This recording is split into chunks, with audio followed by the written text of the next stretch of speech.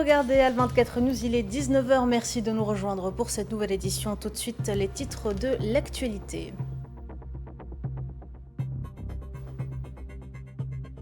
À la une ce soir, nouvelle boucherie sioniste au Liban. Au moins 16 personnes sont tombées en martyrs ce samedi dans plus d'une vingtaine de raids d'agression à l'est et au sud du pays.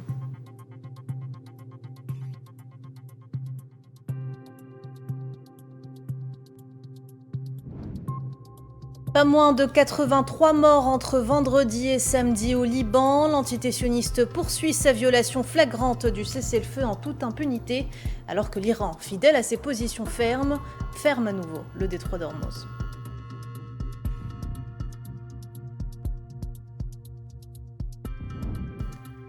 Les pourparlers entre les États-Unis et l'Iran prévus vendredi n'ayant pas eu lieu, l'Iran, le Pakistan et la Suisse confirment le report. Le torchon brûle à nouveau entre Téhéran et Washington.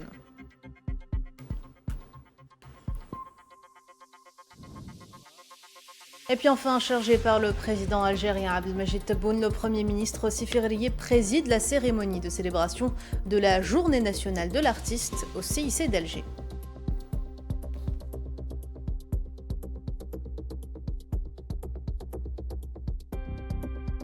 Bonsoir à toutes et à tous, on entame cette édition avec cette nouvelle hécatombe sioniste au Liban. Au moins 16 personnes sont tombées en martyrs et 12 autres ont été blessées ce samedi dans plusieurs raids d'agression sur la région de Nabati au sud du pays.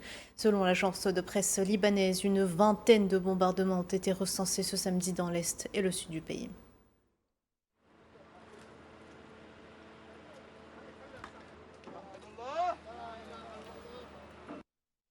Vous l'aurez compris, les agressions sionistes se poursuivent donc en violation flagrante de l'accord de cessez-le-feu. Au total, au moins 83 personnes sont tombées en martyrs et 141 autres ont été blessées, dont de nombreux enfants entre la journée de vendredi et celle de samedi. Le bilan des victimes de cette agression sioniste barbare contre le Liban depuis le 2 mars dernier s'est alourdi à 4057 martyrs. C'est ce qu'a annoncé ce samedi le ministère libanais de la Santé.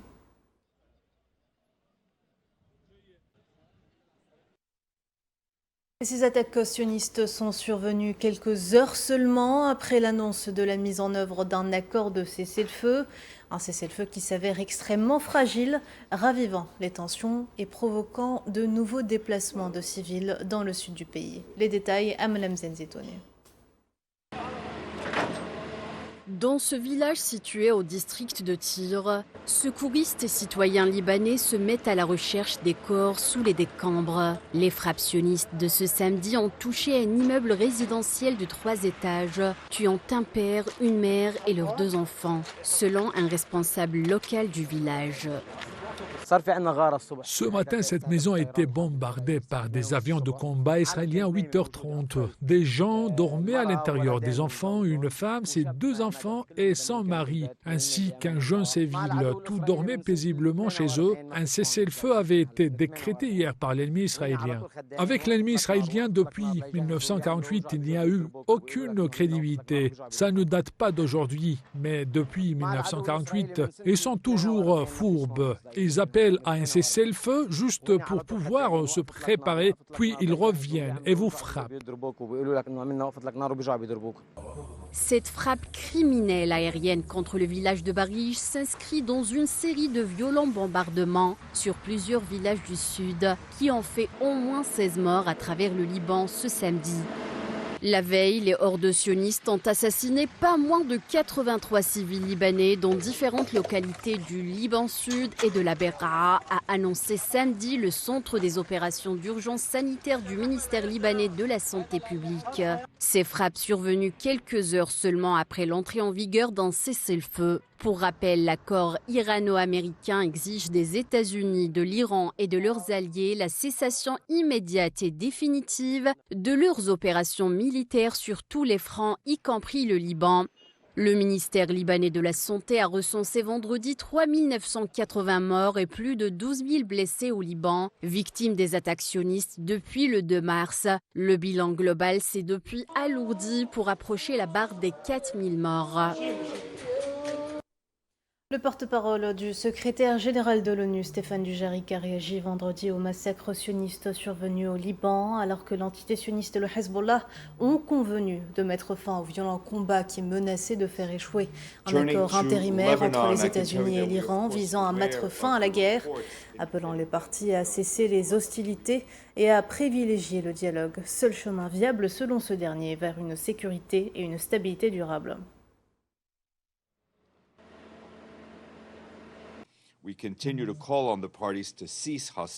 Nous continuons d'appeler les parties à cesser les hostilités, à respecter les accords de cessez-le-feu existants et à privilégier le dialogue, seul chemin viable vers une sécurité et une stabilité durable de part et d'autre de la ligne bleue. La FINUL a détecté 52 violations de l'espace aérien libanais par les forces de défense israéliennes. Les casques bleus ont également enregistré 217 trajectoires de projectiles, 188 ont été attribués aux forces israéliennes et 29 au Hezbollah. De minuit à 16h aujourd'hui, les casques bleus de la FINUL ont signalé une forte augmentation avec 748 trajectoires détectées. Parmi celles-ci, 695 ont été attribuées aux forces israéliennes et 53 au Hezbollah. La plupart ayant été lancés depuis l'extérieur de la zone d'opération de la FINUL. Nos collègues humanitaires signalent que pour de nombreuses familles déplacées, les annonces de cessez-le-feu ne se sont pas encore traduites par une amélioration de la sécurité, ni par la possibilité de rentrer chez elles ou même d'y rester. Les gens continuent de fuir face à l'insécurité persistante. De son côté, Téhéran reste ferme et annonce ne pas avoir l'intention de céder sur la question du Liban. Le cessez-le-feu au Liban constitue une ligne rouge, selon les déclarations d'Ebrahim Rezaï, porte-parole de la Commission de la sécurité nationale et de la politique étrangère du Parlement iranien. Et ce, lors d'un entretien avec la chaîne de télévision chinoise CGTN, qui l'a interrogé justement sur le mémorandum d'entente récemment signé entre l'Iran et les États-Unis.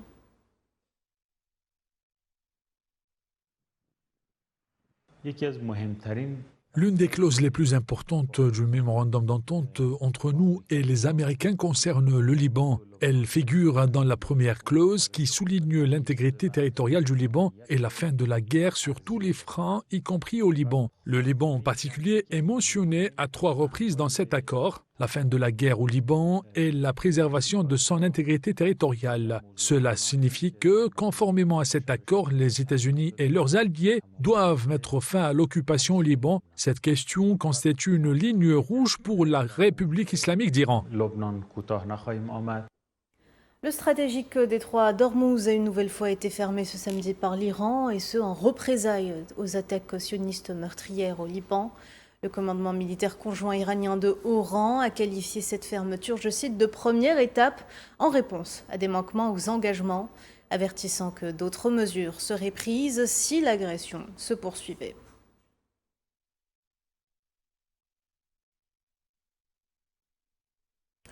Les pourparlers entre les États-Unis et l'Iran prévus vendredi dans la station suisse n'ont finalement pas eu lieu. L'Iran, le Pakistan et la Suisse ont tous confirmé le report.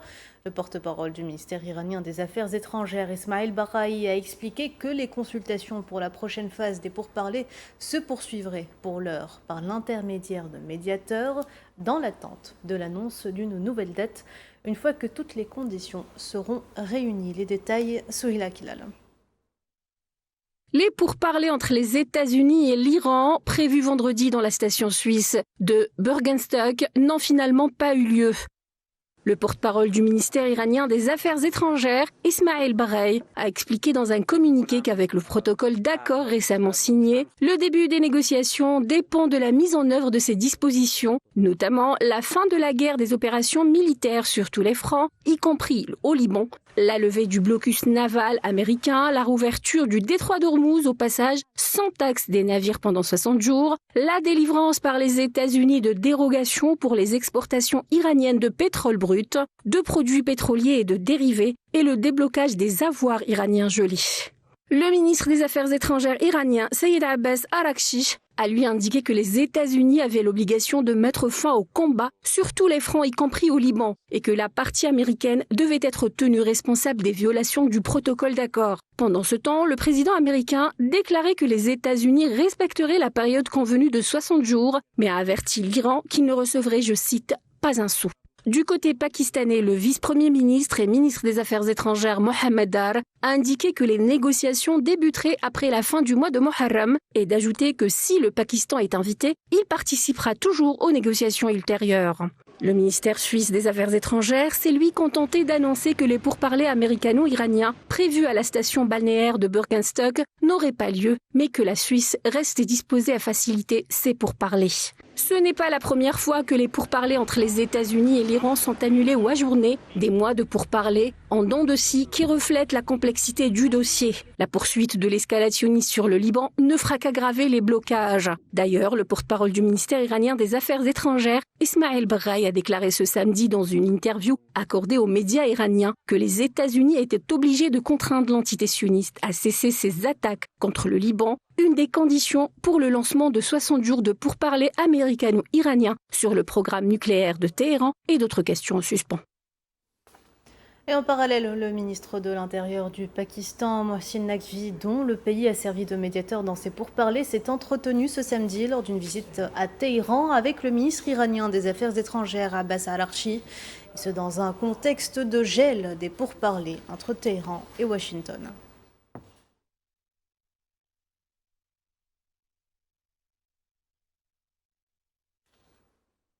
Sur le volet énergétique, l'Iran a exporté près de 18 millions de barils de pétrole brut d'une valeur d'environ 1,44 milliard de dollars américains, et ce au cours des 5 derniers jours. C'est ce qu'a indiqué la société de renseignement maritime Tanker Trackers dans une publication sur le réseau X. L'Iran qui a déclaré vendredi que plusieurs de ses pétroliers avaient transité par le golfe d'Oman et pénétré dans les eaux internationales au cours des dernières 24 heures.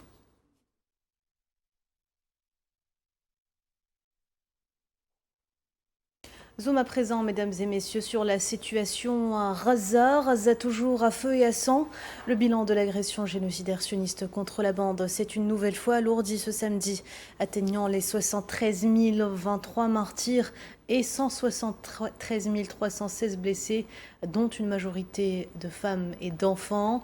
Selon les autorités palestiniennes de la santé, les corps de 5 civils et 43 blessés ont été transférés vers les hôpitaux de l'enclave au cours des dernières 48 heures.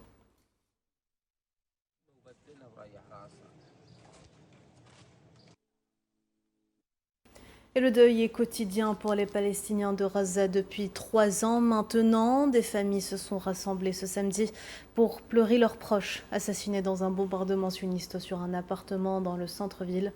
Bilan, 5 martyrs.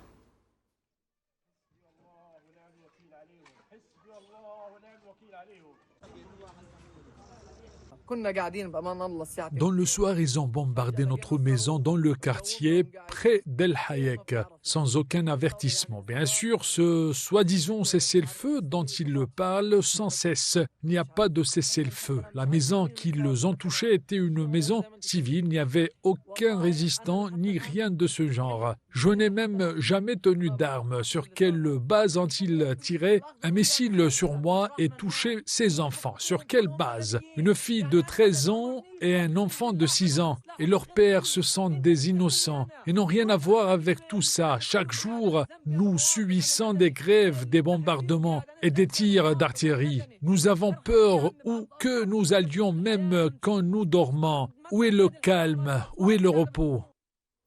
Et le génocide à Raza, c'est 3 ans de bombardements, d'attaques, de précarité, de maladies, de famine et de privation des moyens les plus élémentaires pour la survie. Pour les Palestiniens déplacés dans les camps du Sud, trouver un peu d'eau propre ou de quoi allumer un feu est devenu un défi de chaque instant.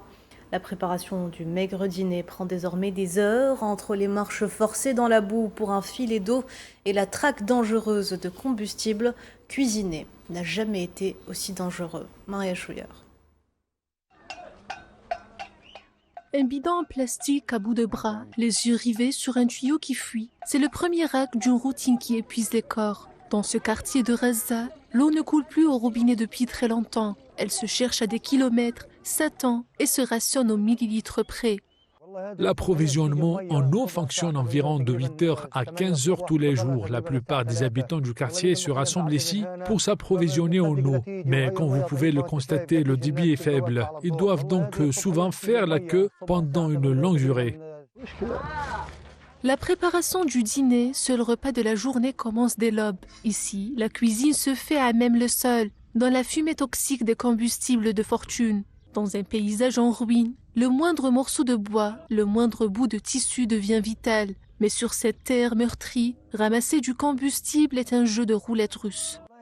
Chaque jour, vers 8 heures, nous devons sortir pour ramasser du bois, du plastique et des bouts de tissu afin d'allumer un feu. C'est le strict nécessaire à la survie des Palestiniens déplacés dans la bande de Gaza. Et nous savons pertinemment que des munitions non explosées, vestiges de la guerre, peuvent parfois être enfouies dans les décharges. Je ne peux qu'admettre avec tristesse que nous mettons en danger la vie de nos enfants et la nôtre simplement pour préparer un repas. Des heures d'effort, de marche et d'attente pour qu'au final, la même assiette se présente jour après jour. Des lentilles de corail qui flottent dans des fétous noirs de suie. Encore de la soupe aux haricots aujourd'hui. J'en ai tellement marre. C'est ce qu'on a le plus mangé pendant la guerre. Tout le monde en a marre. On espère un jour manger quelque chose de correct. À Raza, le compte à rebours du lendemain est déjà lancé, car demain, dès le réveil, la quête recommencera, faisant suite à une routine inhumaine. Conflit russo-ukrainien, les dirigeants de l'Union européenne ont convenu de prolonger les sanctions contre la Russie pour 12 mois supplémentaires. C'est ce qu'a déclaré vendredi la présidente de la Commission européenne, Ursula von der Leyen. Cette décision, prise lors d'un sommet de l'UE à Bruxelles, marque pour la première fois le renouvellement par le bloc de son train de sanctions économiques pour une année entière. À noter qu'auparavant, ces mesures étaient prolongées de 6 mois seulement.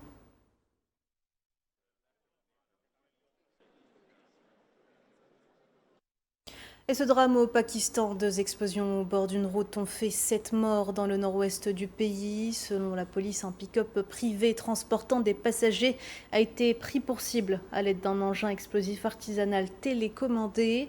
Les blessés étaient transportés à l'hôpital dans une voiture pour recevoir des soins d'urgence lorsqu'un deuxième engin explosif improvisé a explosé. L'attaque n'a pour l'heure pas été revendiquée.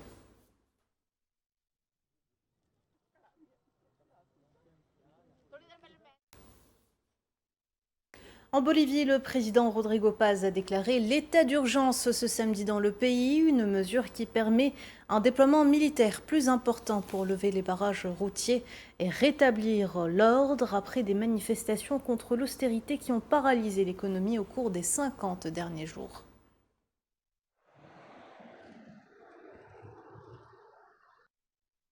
Dans l'actualité africaine chargée par le président de la République, Abdelmajid Tebboune, le Premier ministre Sifir Riyeb a présidé ce samedi au Centre international des conférences Abdelatif Rahal à Alger la cérémonie de célébration de la Journée nationale de l'artiste, une célébration qui s'inscrit dans le cadre de la valorisation des contributions de la famille artistique algérienne au service de la culture nationale, ainsi que de la consécration de la place de l'artiste et de son rôle central au sein de la société en tant qu'acteur essentiel de la préservation de l'identité nationale et du rayonnement culturel de l'Algérie.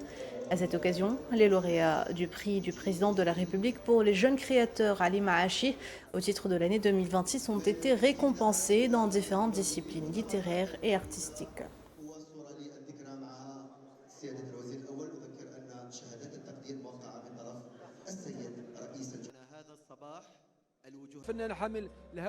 L'identité d'un artiste est la carte de visite de l'Algérie. En tant qu'artiste algérien, quand je chante à l'étranger, je représente mon pays.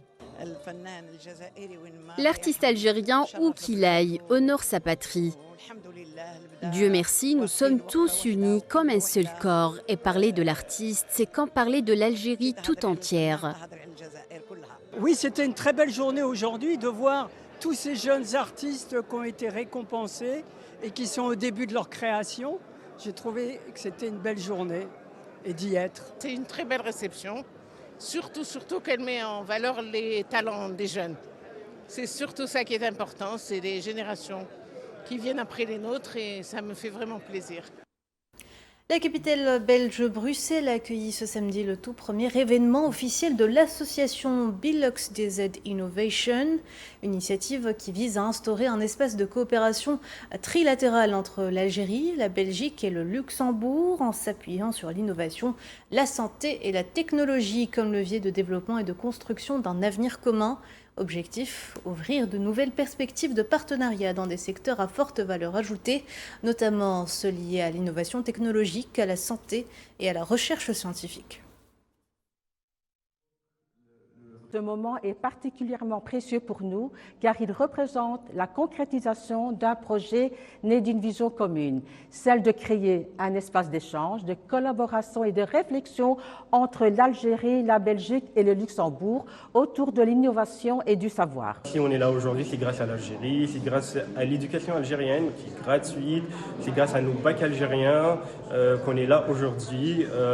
Donc voilà, on n'oubliera jamais Khabt al-Bled et notre objectif à l'avenir, c'est justement d'investir davantage en Algérie, travailler en Algérie, apporter l'expertise médicale en Algérie. Aujourd'hui, ma présence est un vrai soutien pour son initiative, puisque Myriam, je pense que c'est vraiment quelqu'un qui a à la fois les compétences, qui est passionné, qui aussi a un côté fédérateur et qui sait rassembler, et qui a toujours une envie de transmettre et former. Donc le côté passerelle entre pays est aussi pour moi très très important. Conflit au Soudan, l'ONU a tiré la sonnette d'alarme face à un important déploiement des forces de soutien rapide et aux frappes de drones intensives autour d'Al Obeid, capitale du Kordofan du Nord. Les Nations Unies redoutent une offensive imminente qui pourrait entraîner des atrocités à grande échelle comparables à la tragédie d'El Fasher.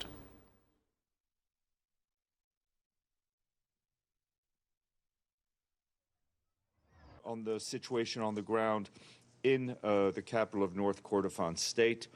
Concernant la situation sur le terrain d'Obeid, capitale de l'État du Kordofan Nord, nous avons reçu de nouveaux rapports faisant état d'attaques de drones cette nuit et pour l'instant, la zone reste inaccessible. Nos collègues humanitaires et leurs partenaires s'efforcent d'acheminer de la nourriture et d'autres fournitures vers la ville tout en se préparant à d'éventuels déplacements massifs de population dans les environs. Quant à ceux qui s'interroge sur notre présence à Obeid, je peux vous confirmer que nous n'y avons pas de présence permanente. Cependant, malgré les difficultés d'accès, nos partenaires humanitaires continuent d'œuvrer sur place en collaboration avec le Programme alimentaire mondial et d'autres organisations afin d'acheminer davantage d'aide aux habitants de cette zone qui accueille plus de 100 000 personnes déplacées.